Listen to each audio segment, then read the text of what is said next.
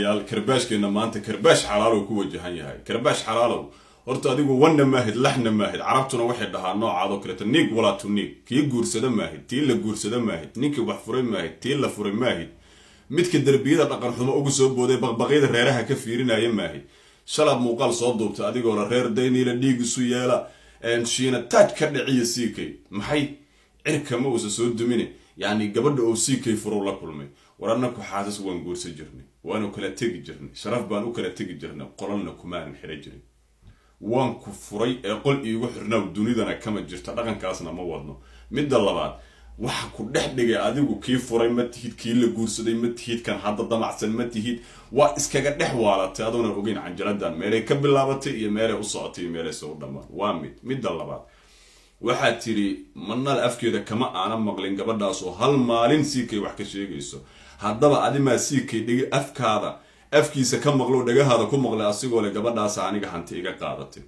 waxaa tiri siikeeyaa gabadhaas ku shabadeeyey adiga miyaa ka maqlay oo dhigtaada ku maqlay kadaa'ib inaad tahay beenlooba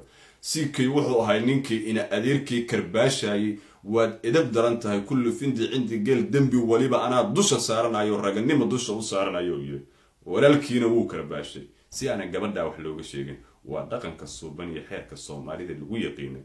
dhinac walba hadii loo gardhigo ama wax yar la isku qabto siikay baan leenahay waad gardaran tahay waayo waa nin rag kama uusan hadlin ceeb gabar u leedahay kama uusan hadlin waxyaabihii ku dhacay oo qalbi jabiyay kama uusan hadlin waxyaabaha gurigiisa oo u burburay kama uusan hadlin ciladihii oo tabanayay wax waliba inta isku duuduubo yiri anaa nin rag oo dusha ii saaran yihiin oo yiri intaad ka keenta marka hadalkan ah siikay baa faafiyay Cabdullaahi Miisi ayaa faafiyay Cabdullaahi Miisina waa siikay nin la ilma adeeraduna way isqabtaan waxay doonaan islahaan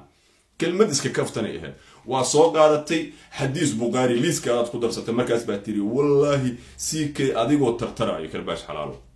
waan kuugu celinayaa karbaash xalaalo nig wala tunig baa tahay kii la guursada ma tihid kii wax guursada ma tihid naagti la furo ma tihid ninki furana ma tihid maxaa ku dhex dhigay adigu dubur iyo dadka dhexdooda miyaa dalaalka too dhex taagnaanaysaa